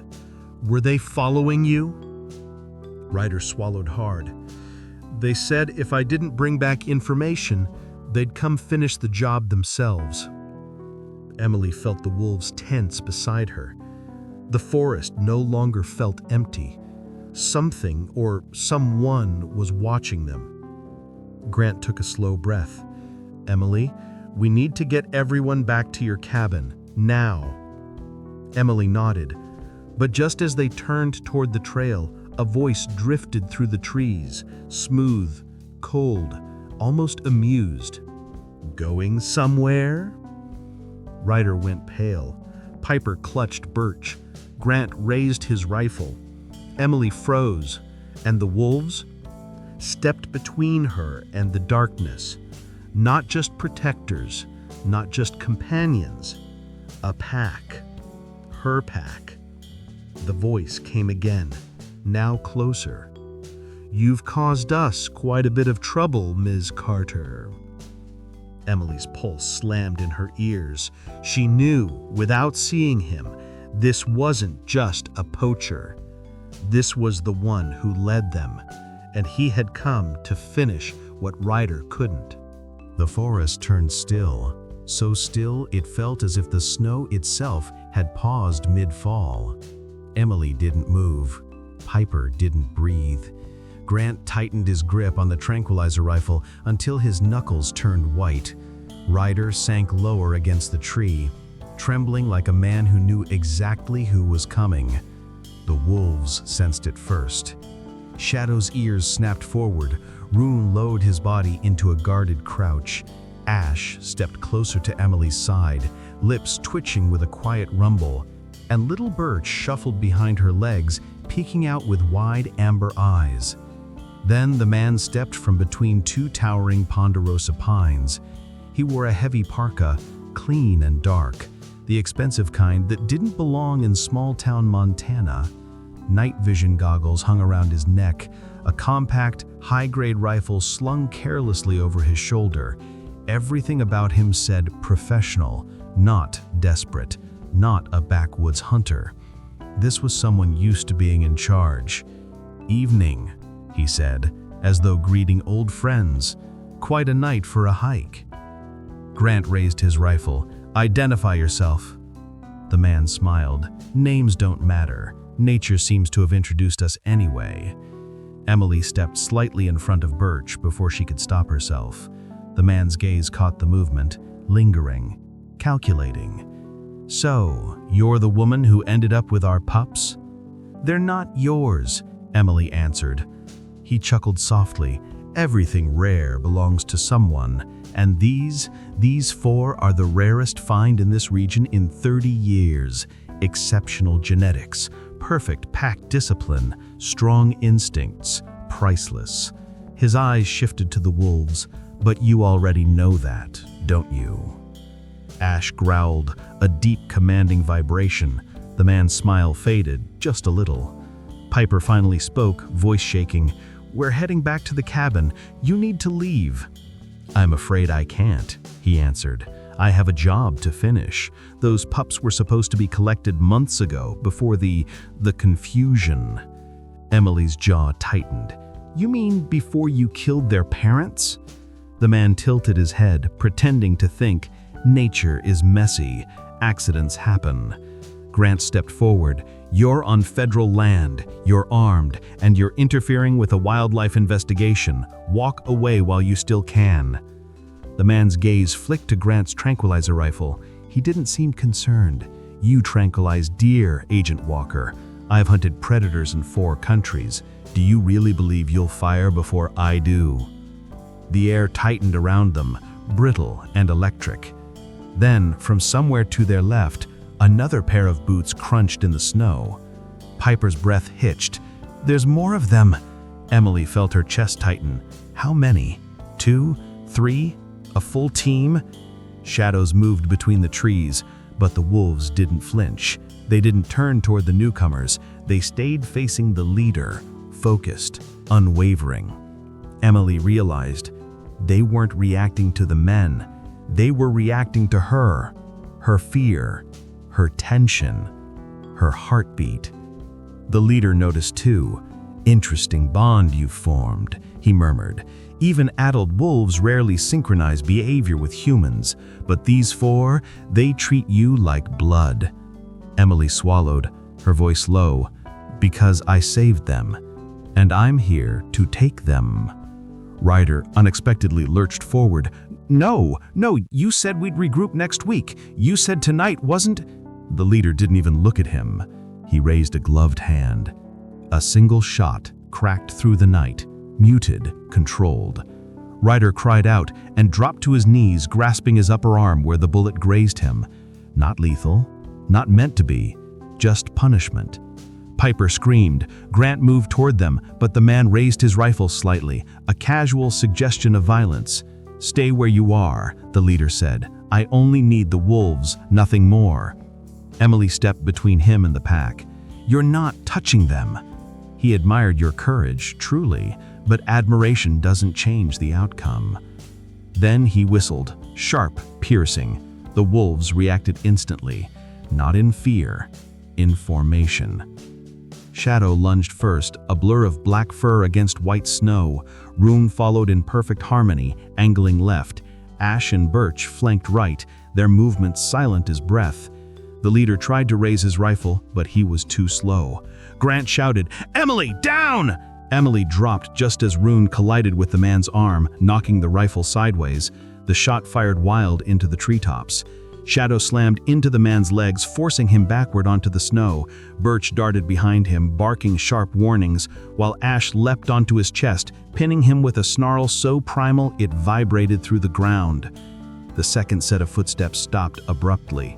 Whoever it was froze the moment they saw the wolves in full coordinated defense. Emily rose slowly. "Call them off!" the hidden man shouted from behind the trees. Emily stared into the leader's pale, furious eyes. "No." Ash pressed harder against his chest.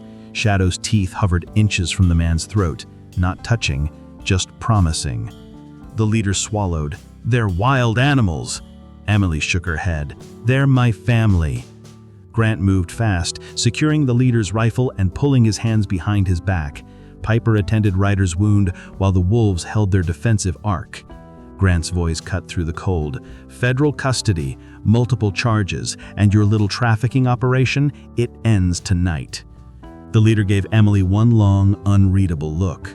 "You think they saved you, but I've seen creatures turn on their handlers before. Wolves don't stay tame." Emily stepped closer. "They're not tame." Her voice was steady. "They just know who protects them." Shadow let out a low, confident growl as though sealing her words. Grant read the situation quickly. "We need to move, now, back to the cabin before more of them show up." Piper nodded. Ryder wheezed painfully but pushed himself upright. Emily glanced once more at the man pinned beneath the wolves. For the first time, he looked uncertain. The pack shifted, ready to follow Emily's next step. She turned toward the ridge and began the descent. The wolves followed. Behind them, the leader's voice echoed through the pines. "This isn't over, Miss Carter." Emily didn't look back. She didn't have to. Because for the first time since this began, she knew she wouldn't be facing anything alone. The hike back toward the cabin felt heavier than any night Emily could remember. The cold bit through her jacket, but it wasn't the temperature that bothered her. It was the echo of the man's voice lingering in the dark pine air. Piper kept close to her side, Birch bundled in her arms, while Rune and Shadow stayed ahead, sweeping the trail as if expecting the forest to shift against them at any moment. Ryder limped behind Grant, clutching his bleeding arm, cursing under his breath each time his boots slipped on the ice-packed snow. The man was injured, afraid, shaken, and still, there was something in his eyes that bothered Emily. A shadow of guilt, yes, but also something like dread, as if he feared what would happen next more than what had just happened. The wolves sensed his unease too. Every few minutes, Ash would glance back and release a small, throaty warning growl. Not aggressive, but a reminder that the pack was watching him on Emily's behalf. Ryder would stiffen each time, stumbling into deeper silence. Above them, the moon hung low and full, its pale glow casting long, narrow shadows against the trail. Emily caught herself listening for the crack of branches, the crunch of boots, anything that might signal the leader's team regrouping. But nothing came, only the wind brushing through the pines like an old hymn. Grant slowed to let Emily walk beside him. "We'll secure the cabin first," he said quietly. "Once Ryder's stable, we'll radio in the ranger station. Backup can be here by morning." Emily nodded. "And the wolves?" Grant hesitated, his breath visible in the cold. "We'll do everything by the book, but I'm not handing them over to anyone willing to harm them. And given what we learned tonight, Wildlife Services won't either." Emily felt tension loosen in her chest. Not relief, not yet, but the first hint of safety she'd felt in hours. Piper spoke softly from behind them. "It still doesn't make sense." "What doesn't?" Emily asked. Piper looked down at Birch. "Why the pack is so connected. It's like they're reading our emotions, like they know what we're thinking before we do." Emily had been avoiding that same thought, but now, in the quiet after everything that had happened, she couldn't ignore it anymore. "It started months ago. After I found them, their behavior wasn't like other pups. They bonded faster. They followed voice tone more than commands. They understood boundaries without training." Grant arched a brow. "You think someone bred them intentionally?" Ryder let out a low, pained laugh. They did. You still don't get it." Grant stopped walking. "Ryder, talk." Ryder leaned against a tree, breath fogging in the cold. "That guy back there, the one you tackled, he's got clients. Big clients. They want wolves with strong family bonds and high intelligence. Not for pets, for programs, research. Sometimes military contracts, sometimes private security." Emily's stomach turned. "You mean weaponizing them?" Ryder shrugged helplessly. "I mean whatever pays." Piper pressed closer to the wolves protectively. "They're living beings, not tools." Ryder didn't argue. Maybe because he agreed. Maybe because he was too tired to fight anymore. Emily stepped forward, her voice quiet but unyielding. "And these four, why them?" Ryder hesitated. Then, "Because they're the last offspring of the Yellowstone Sentinel line." The words struck Emily like a blow. A name she hadn't heard since graduate school. A rumored bloodline, wolves known for extreme loyalty, rare genetic markers, and pack intelligence almost unheard of in the wild. Most scientists dismissed it as myth, a Ranger tall tale. But Emily had studied it, believed it. "Those wolves were hunted out decades ago," Emily whispered. "Not all. A few survived. They kept their distance, hard to track. But when a pack is strong, truly strong, poachers notice. And these four, they're pure. No hybridization, no weakness." Shadow stepped beside Emily then, brushing his head gently against her hip as if sensing her distress. His golden eyes shimmered in the moonlight, too knowing, too present. Ryder's voice lowered. The leader wanted them alive at all costs. 4 pups from the Sentinel line? That's a lottery ticket. Emily stared at Birch, at Ash, at the wolves that had chosen her without hesitation tonight. Her throat tightened. They're not a ticket. They're not a prize. Grant placed a steadying hand on her shoulder. "Emily, we'll make sure no one touches them again.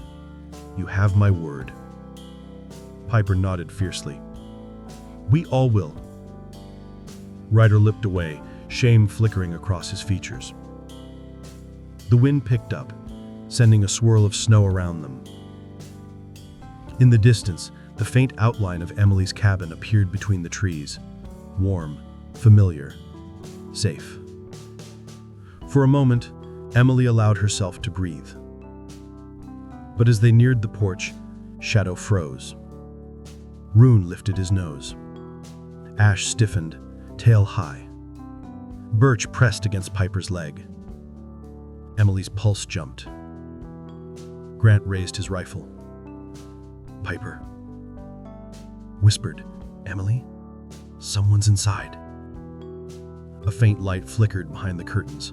Not warm, not steady, moving. Emily swallowed hard. The leader said this wasn't over. Piper hugged Birch tighter. "You think he got here first?" Ryder closed his eyes. "Not him. Someone worse. Someone he works for." Grant positioned himself at the front of the group. "Emily, get behind me. When we move, stay low." But Emily didn't move, because something in the wolves' posture, calm, alert, steady, told her that whoever was in that cabin wasn't attacking. They were waiting. And they weren't alone. Emily took a slow step forward, her breath hitching in the cold. "Grant," she whispered, "I think someone's here to talk." Rune released a quiet, low whine. Not fear, recognition. Shadow's tail lifted slightly. Ash relaxed his shoulders. Birch pressed against Piper's leg. Emily's heart pounded. Whoever was inside, the wolves knew them. And that could mean only one thing. Someone else had survived. Emily stood frozen at the edge of the porch, snowflakes gathering in the folds of her jacket. The cabin window pulsed with a faint, uneven glow, neither warm nor cold, something in between. Shadow pressed against her leg, steady and certain, as if telling her without a single sound, "It's time." Grant lifted a hand to halt the group. "Everyone stay behind me. We don't know who or what we're walking into." But the wolves, they knew. Rune's tail lifted. Ash's ears perked. Little Birch wriggled through Piper's arms like a child recognizing a familiar lullaby. Emily felt her chest tighten. Fear, hope, disbelief tangling inside her like roots fighting for ground. The doorknob turned. Grant shifted his tranquilizer rifle. Piper held her breath so tightly her shoulders trembled.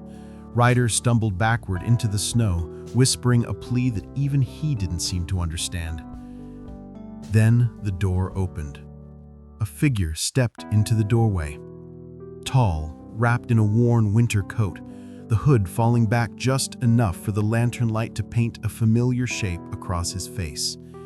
A beard hid half his features, but the eyes were unmistakable. Emily's breath shattered in her throat. No, that's not possible. Piper gasped. Grant swore under his breath. And the wolves? The wolves ran to him. Shadow reached him first, circling with a deep, trembling whine. Rune pressed his forehead against the man's knee. Ash let out a string of soft barks, tail wagging in disbelief, and even Birch squirmed free from Piper's arms, tumbling through the snow to leap at the stranger's boots. The man crouched, letting the wolves surround him, his gloved hands running through their fur with a familiarity no stranger could mimic. "Easy now," he murmured, his voice low and steady. "I missed you too." Emily's knees nearly gave out. Piper caught her elbow to steady her. "Emily," Piper whispered, voice barely more than a breath. "Is that?" Emily swallowed hard. It can't be." But it was. The man stood slowly, lantern light catching the scar along his jaw, the same scar she had memorized years ago while bandaging a reckless partner who always said he'd swear off rock climbing next time. "Hello, Em," he said softly. "Been a while." Emily's eyes flooded. "Ranger?" Grant exhaled as if he had been holding his breath for years. "Good Lord, we thought you were dead." Ranger Carter stepped down from the porch, snow crunching beneath his boots. Up close, he looked older, leaner, bones sharper beneath the skin, but alive in a way no one thought possible. "I almost was. But they found me." He nodded toward the wolves. "The pack?" Emily's voice broke. Ranger nodded. "Yes. After the avalanche, after the fall, I don't know how long I was out, but when I woke up, 3 adult wolves were keeping watch. They dragged me out of the ravine, kept me warm, brought food." Emily stared at him, heart hammering. "We searched for weeks. You never left a trail."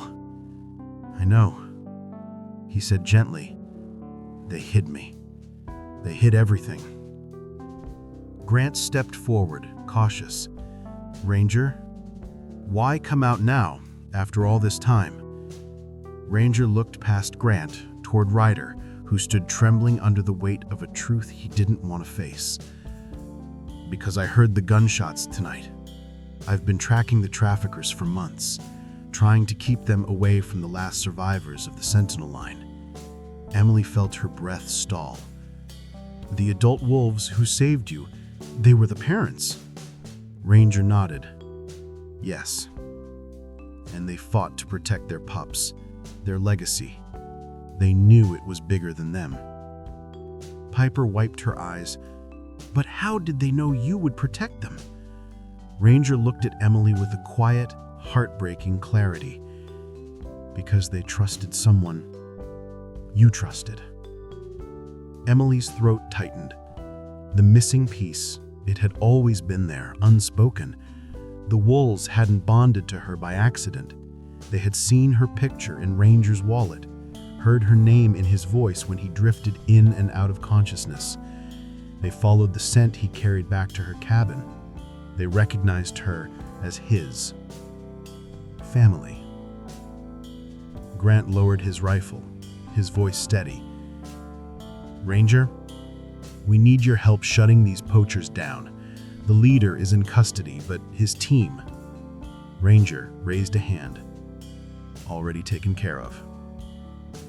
They won't be coming back. Piper blinked. How can you be sure?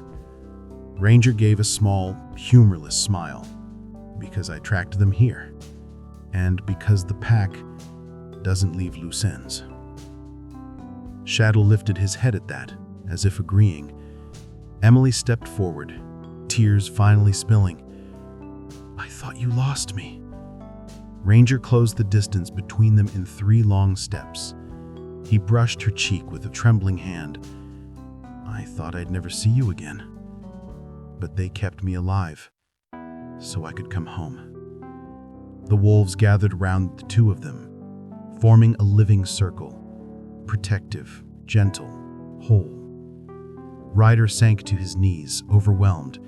Piper leaned into Grant, crying softly. The snow fell harder now, swirling around them like a blessing, like the forest itself was exhaling after months of holding its breath. Emily rested her forehead against Ranger's chest. What happens now? Ranger wrapped an arm around her, looking out at the dark forest he'd called home. Now, he said quietly, you and I finish what their parents died for. We protect the pack. We expose the trafficking ring. And we make sure no one ever lays the hand on these 4 again. Shadow barked once, sharp, proud. Rune and Ash echoed him. Birch hopped in a small circle, tail wagging wildly. Emily laughed through her tears. Piper smiled. Even Grant relaxed, letting the weight of the night lift from his shoulders. Ranger looked down at the wolves and then back at Emily. They chose you, Em. Just like they chose me. So whatever comes next, we face it as a pack. And for the first time since she found 4 tiny pups under a fallen pine, Emily felt whole. Not because the danger was gone, not because the night had ended, but because family, unexpected, wild and fierce, had returned to her, and they were stronger together.